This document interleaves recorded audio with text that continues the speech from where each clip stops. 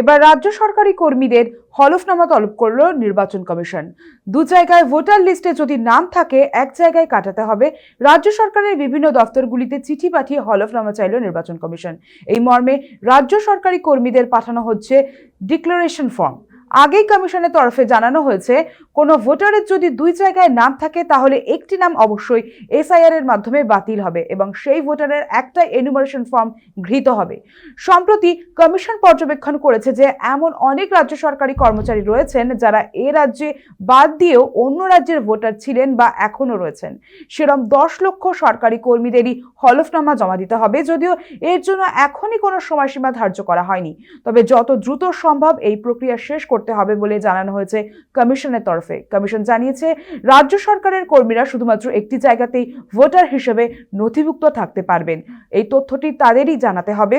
এ বিষয়ে কেউ যদি ইচ্ছাকৃতভাবে বা অনিচ্ছাকৃতভাবে ভুল তথ্য দেন তাহলে সেই তথ্য হলফনামা হিসেবে কমিশনের কাছে জমা থাকবে এবং পরবর্তী ক্ষেত্রে সেই নথির ভিত্তিতেই কমিশন প্রয়োজনীয় ব্যবস্থা নেবে। জানা গিয়েছে, সরকারি দফতরের কর্মীদের জন্য আলাদা করে যে ফর্ম চালু করা হয়েছে তাতে স্পষ্টভাবে উল্লেখ করতে হবে তাদের নাম অন্য কোনো জায়গার ভোটার তালিকায় রয়েছে কিনা। যদি থাকে তবে সেই নাম বাদ দেওয়ার জন্য তারা কোনো উদ্যোগ নিয়েছেন কিনা কিংবা কোথাও আবেদন জমা দিয়েছেন কিনা সেসব তথ্য জানাতে হবে।